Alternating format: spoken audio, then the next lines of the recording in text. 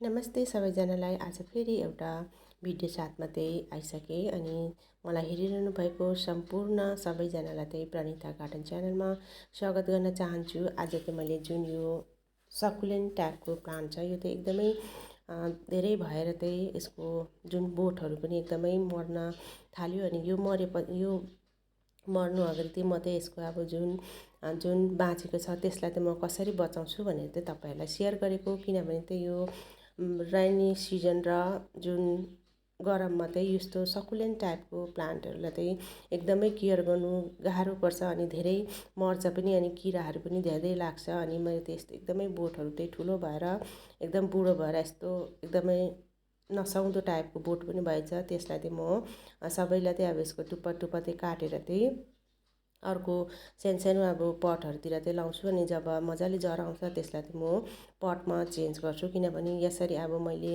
यति बेला पनि मैले यो जुन केयर गरिनँ भने चाहिँ यो मेरो गार्डनबाट नै मासिन सक्छ। त्यही भएर चाहिँ मैले आज यो नै तपाईँलाई सेयर गरेको। तपाईँहरूको पनि बोटहरू यस्तै ठुलो भएर एकदमै नसाउँदो बोटहरू भएको छ, मर्न लागेको छ भने चाहिँ जुन यसको जुन बाँचेको छ त्यसलाई चाहिँ काटेर सानो पटमा लगाउनुहोस् अनि लगाएपछि चाहिँ जरा आएपछि अर्को पटमा सार्यो भने यो चाहिँ हाम्रो गार्डनबाट मासिँदैन। तर यसमा अब हामीले ध्यान दिएन भने चाहिँ यो चाहिँ अनि हेर्नुहोस् यो चाहिँ पत्ताबाट पनि हुन्छ।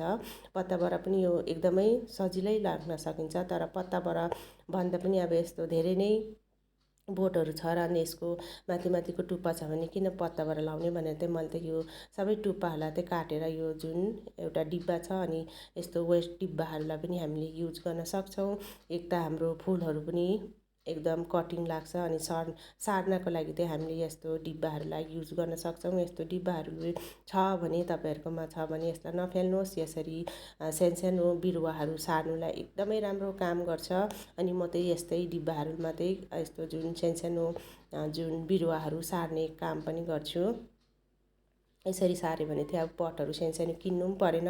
एक त पैसाको बचत पनि भयो अनि प्लान्टहरू पनि हामीले धेरै बनाउने एउटा मौका पनि पाउँछौँ। हामीहरूले चाहिँ अब जुन गार्डनिङ गरेपछि चाहिँ हामीहरूमा प्लान्ट चाहिँ अब कसरी बेसी बनाऊँ कसरी के गरौँ भन्ने सोचाइ आइरहेको हुन्छ। अनि कोही बेला अब पट किन्ने पैसाहरू पनि हुँदैन। त्यो भएर चाहिँ यस्तै डिब्बाहरूलाई पनि हामीले युज गरेर चाहिँ हामीले कटिङहरू लगाउन सक्छौँ। अनि मैले यसरी धेरै नै कटिङहरू चाहिँ सारिसकेको छु अनि यो सबै छ अनि यसलाई पनि सबै नै म काटेर चाहिँ सानो यस्तै सानो के वेस्ट जुन डिब्बाहरूतिर यसलाई कटिङ सार्छु अनि सारिसकेपछि चाहिँ यसलाई अर्को गमलामा सार्छु। यो एकदमै सुन्दर देखिने अनि एउटा सकुलेन्ट टाइपको प्लान्ट हो।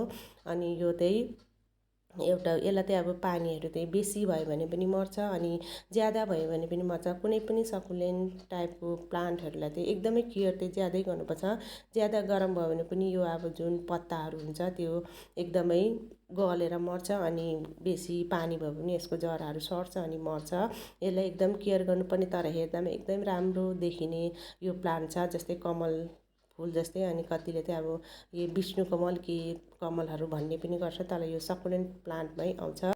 यसमा अब जति बाँचेको छ त्यसलाई चाहिँ अब सानो यसरी पटहरूमा सारेर कटिङ लगाइहाल्नुहोस्। अनि यो कटिङ जब जरा आउँछ त्यसपछि अर्को पटमा लगाउनुहोस्। अनि म चाहिँ अब जे जस्तो गर्छु तपाईँहरूलाई त्यो नै भिडियो सेयर गर्दै आएको छु।